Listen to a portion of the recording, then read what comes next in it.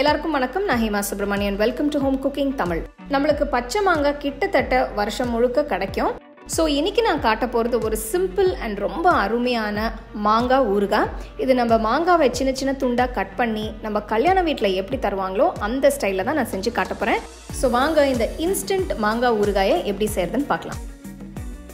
தேவையான எல்லா சாமானையும் நான் ரெடியாக எடுத்து வச்சுருக்கேன். முதல்ல கடுகு வெந்தயத்தை வறுத்து பொடிச்சு எடுத்துடலாம்.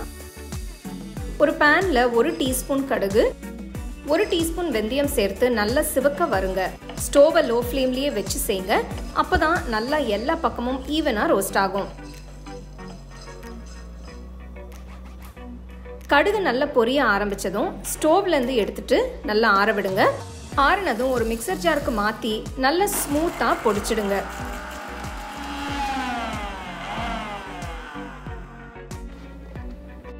தனியாக ஒரு பவுலில் எடுத்து வச்சுருக்கேன். மாங்காய் ஊறுகாய்க்கு இந்த பொடி ரொம்ப முக்கியம்.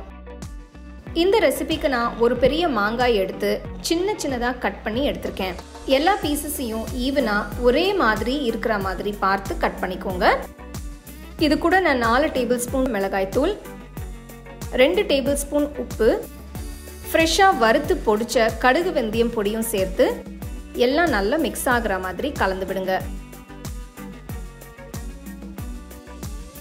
பாருங்க, நல்லா எல்லா பக்கமும் கோட் ஆயிருக்கு. நீங்க ஊறுகாய் செய்ய நல்ல ஃப்ரெஷ்ஷான புளிப்பான மாங்காயா பார்த்து எடுத்துக்கோங்க. ஒரு பேன்ல 1/2 கப் நல்லெண்ணெய் ஊற்றிருக்கேன்.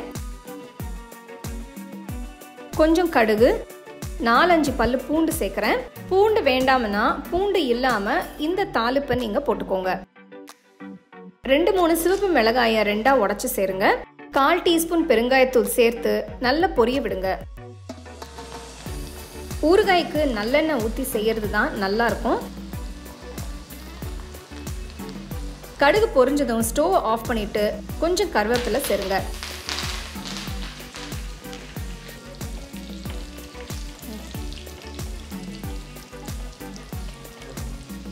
இப்போ இந்த தாளிப்பை அப்படியே எடுத்து மாங்காய் ஊறுகாயில ஊற்றி நல்லா மிக்ஸ் பண்ணுங்க.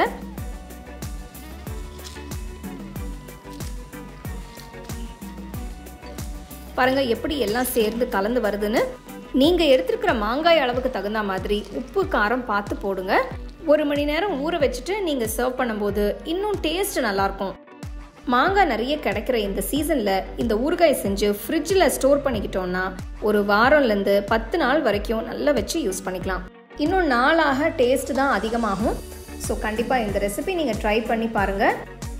நான் மற்ற ஊறுகாய் ரெசிபீஸும் டிஸ்கிரிப்ஷனில் தரேன், அதை நீங்கள் பார்த்து ட்ரை பண்ணலாம். இது நீங்கள் லார்ஜ் குவான்டிட்டியில் செஞ்சு உங்கள் ஃபேமிலி மெம்பர்ஸ், ரிலேட்டிவ்ஸ், ஃப்ரெண்ட்ஸுக்கெல்லாம் கூட நீங்கள் கொடுக்கலாம். நம்மளுக்கு தயிர் சாதம் மாங்காய் ஊறுகாய் தான் பெஸ்ட் காம்பினேஷன். அது வச்சு தான் நான் சர்வ் பண்ணியிருக்கேன். கண்டிப்பாக நீங்கள் இந்த ரெசிபியை ட்ரை பண்ணிவிட்டு எப்படி இருந்ததுன்னு எனக்கு கமெண்ட் செக்ஷனில் கமெண்ட்ஸ் போடுங்க. உங்களுக்கு இந்த ரெசிபி பிடிச்சிருந்தா லைக் பண்ணி ஷேர் பண்ணி ஹோம் குக்கிங் தமிழ் சேனலுக்கு சப்ஸ்கிரைப் பண்ணுங்க. மறக்காம பெல் ஐகானை கிளிக் பண்ணுங்க.